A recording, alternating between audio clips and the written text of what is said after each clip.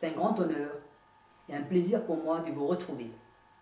Il s'agit de ma deuxième intervention dans le cadre de la campagne d'information, de sensibilisation et de mobilisation que mène notre parti Ougouta Tossa. Je tiens d'emblée à vous annoncer une nouvelle qui va réjouir tous les démocrates djiboutiens. Notre parti, Ougouta Tossa, a décidé de rejoindre les rangs de l'ARD dans le mois à venir. Cette formation légalisée a été fondée en 2002 par Ahmed Dini. Actuellement, elle est dirigée par Ahmed Youssouf. Si nous voulons éradiquer la dictature en place, il est impératif d'unir nos forces, nos moyens et nos ressources. Il faut réaliser l'unité de l'opposition. Ce constat, tout le monde le faisait, mais notre parti a été le premier à le concrétiser. Le sens des responsabilités, l'intérêt général, la nécessaire unité de l'opposition. Voilà ce qui nous a motivés. C'est l'unique chemin à suivre si nous voulons incarner une espérance et une force d'alternance crédible aux yeux de notre peuple et aux yeux de nos partenaires internationaux. Cette nouvelle dynamique, nous l'espérons, si elle se multiplie, va donner un nouvel élan, un nouveau départ à l'ensemble de l'opposition djiboutienne. Et elle brisera l'indécision qui mine la diaspora djiboutienne. Dans cette vidéo, je vais traiter un seul point. Ismaël Omar Guelleh n'est pas digne de la fonction de président de la République. La République de Djibouti est un petit État multiethnique où cohabitent dans un climat de fraternité trois groupes ethniques, les Afars, les Arabes et le Somali dans l'ordre alphabétique. Trois langues, trois cultures différentes qui font la richesse, la force et la diversité de notre patrimoine. Or, M. Ismaël Omar n'aime pas la diversité. Par pure démagogie, il veut imposer le monolinguisme somali à la radio, à la télévision et dans l'administration publique au risque de nier l'histoire et la réalité culturelle de notre pays. Alors qu'il est président de la République, alors qu'un président de la République est garant de l'unité et de la cohésion nationale, M. Ismaël Omar a aggravé la division au sein de notre nation. Il se comporte comme un chef des tribus. Alors qu'un président est gardien de la Constitution nationale, il a multiplié la violation des lois constitutionnelles.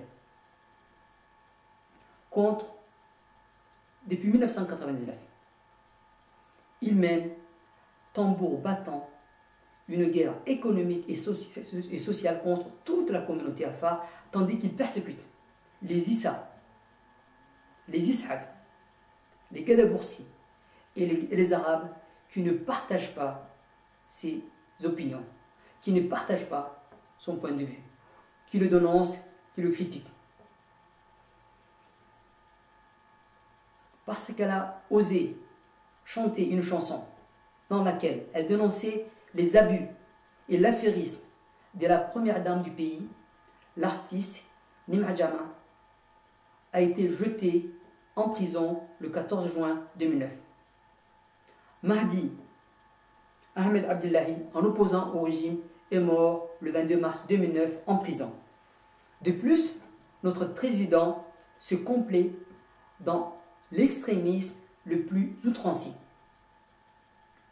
Dans quel pays accorde-t-on la promotion à un officier qui vient d'exécuter sommairement un civil d'une balle dans la nuque? À Djibouti.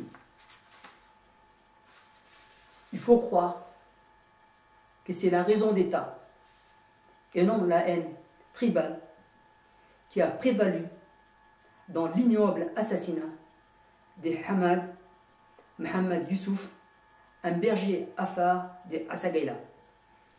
Parmi la longue liste des crimes d'Ismaël Omar Guelleh envers la nation et le peuple, je n'évoquerai ici qu'une seule affaire, la plus récente.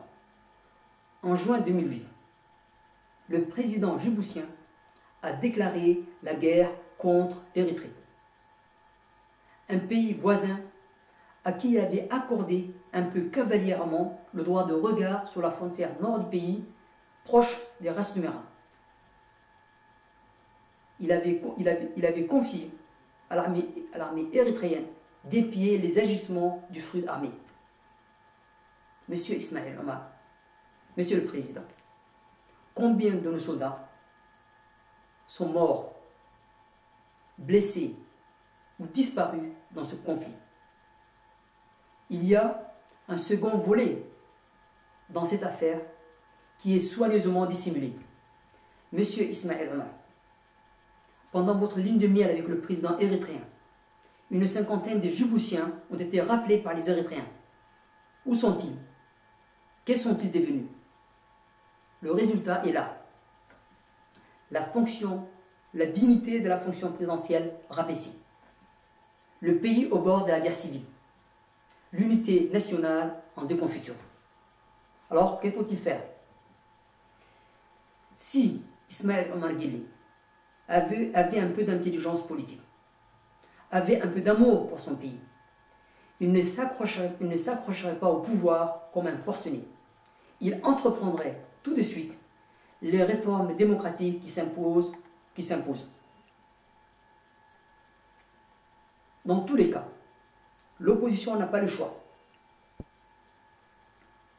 Il n'y aura pas de victoire facile. La transition démocratique sera forcément périlleuse. L'opposition, et je nomme ses dirigeants, Monsieur Ismaël Guedhare, Ahmed Youssouf, Mohamed Daoud Chahem, Daher Ahmed Farah. L'opposition doit se concerter dès cet été afin d'organiser des manifestations de rue à Djibouti et des meetings.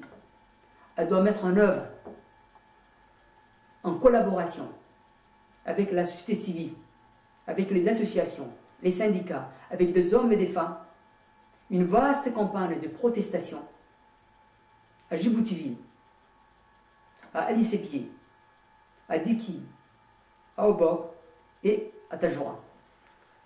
Vive la République de Djibouti, non à la dictature, non à Ismaël Omar Guelleh. Vive la démocratie, vive le peuple djiboutien. Merci, au revoir.